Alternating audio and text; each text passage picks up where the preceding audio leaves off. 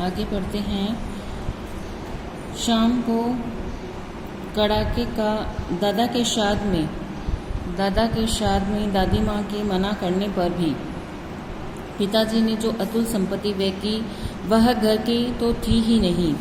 दादी माँ अक्सर उदास रहा करती। माँ के दिन थे, कड़ाके का जाड़ा पड़ रहा था। पौआ का सन्नाटा और पाले की शीत हड्डियों में घुसी पड़ती। शाम को मैंने देखा दादी माँ गीली धोती पहने कोने वाले घर में एक संदूक पर दिया जलाए हाथ जोड़कर बैठी है। उसकी स्नेह कातर आंखों से मैंने आंसू कभी नहीं देखे थे। मैं बहुत देर तक मन मारे उनके पास बैठा रहा। उन्होंने आंखें खोली।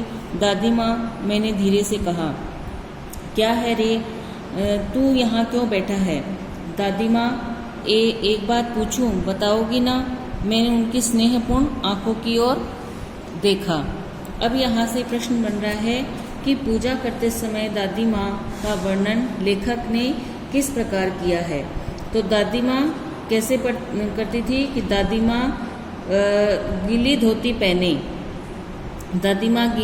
पहने कोने वाले एक घर में संदूक पर दिया जलाए हाथ जोड़कर बैठी है। इसको अंडरलाइन कर लीजिए आप लोग कि दादी माँ गीली धोती पहने कोने वाले घर में एक संदूक पर दिया जलाकर हाथ जोड़कर बैठी है। प्रश्न यहाँ से बन रहा है कि पूजा करते समय दादी माँ का वर्णन लेखक ने किस प्रकार किया है। फिर यहाँ से यह है कि लेखक ने जब दादी माँ से रोने के कारण पूछा तो दादी ने क्या कहा। लेखक ने दादी माँ को अपने रोने का कारण पूछा तो दादी माँ ने क्या कहा। आगे पढ़ते हैं हम इसका आगे आएगा। क्या है पूछ, तुम रोती थी? दादी माँ मुस्कुराई। पागल, तूने अभी खाना भी नहीं खाया, न चल।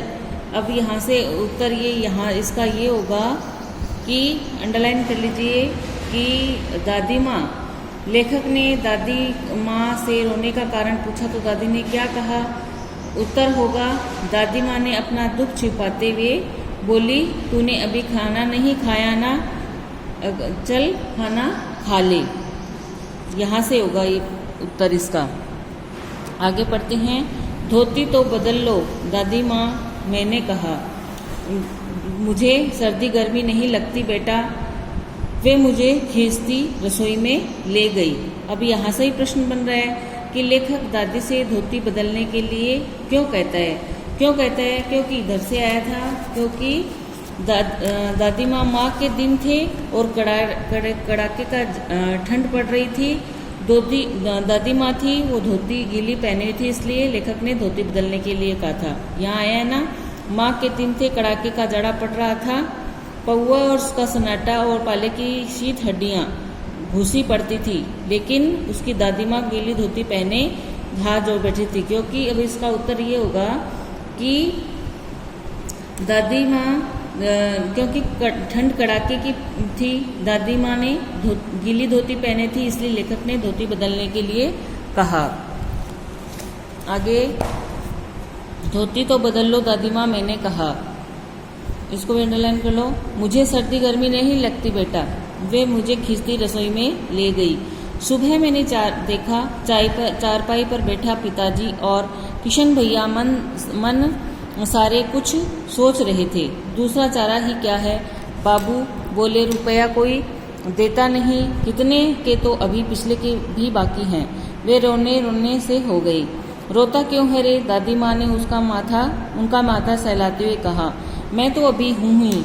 उन्होंने संदूक खोलकर एक चमकती सी चीज निकाली। तेरे दादा ने ये कंगन मुझे इसी दिन के लिए पहनाया था।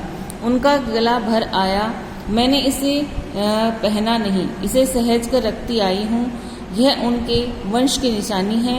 उन्होंने आंसू पोंछकर कहा, पुराने लोग आगा पीछा सब सोच लेते थे बेटा। अब यहाँ से प्रश्न बन रहा है कि चारपाई पर मन मारे कौन सोच रहा था, कौन सोच रहे थे। तो चारपाई पर बैठे पिताजी और किशन भैया मन मारे कुछ सोच रहे थे। यहाँ से ये प्रश्न बन रहा चारपाई पर मन मारे कौन कौन सोच रहे थे? चारपाई पर बैठे पिताजी और किशन भैया मन मारे कुछ सोच रहे थे।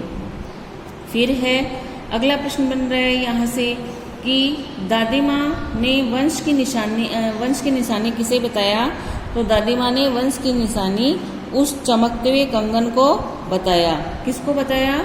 चमकते हुए कंगन को। दादी माँ ने चमकते हुए उस कंगन को वंश की निशानी बताया। आगे पढ़ते हैं।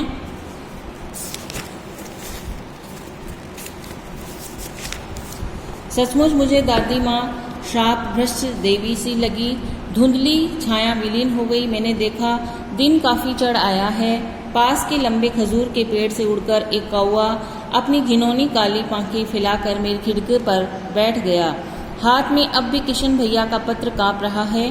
काली चींटियां सी कतारें धूमिल हो रही हैं। आंखों पर विश्वास नहीं होता। मन बार बार अपनी सी ही पूछ बैठता है, क्या सचमुच दादी माँ नहीं रही? अब यहाँ से प्रश्न बन रहा है कि लेखक ने दादी माँ को कैसे देवी बताया? तो लेखक ने दादी माँ को शाप भ्रष्ट देवी सी बताया। इसको अंडरलाइन कर लीजिए। फिर है लास्ट से ये बन रहा है कि लेखक बार बार अपने से क्या पूछ बैठता? तो लेखक अपने से ही मन में बार बार ये पूछ बैठता कि क्या सचमुच दादी माँ नहीं रही। यहाँ से प्रश्न बन रहा है कि लेखक बार बार अपने से क्या पूछ बैठता? तो लेखक अपने से बार बार यह पूछ बैठता कि क्या सचमुच दादी माँ नहीं रही। तो स्टूडेंट, आज अपना ये लेसन है दादी माँ, ये ख़त्म हो गया है। इसमें कोई पढ़ने में कोई दिक्कत आ रही हो तो आप मुझसे पूछ लीजिएगा, और इसके प्रश्न उत्तर मैंने करवा दिए हैं। अगर किसी बच्चे ने वो नहीं किए हैं तो मेरी आप सभी विद्यार्थियों से रिक्वेस्ट है कि वो अपना काम कंप्लीट कर ले और कॉपी जांच करवा ले। Thank you. Have a nice day.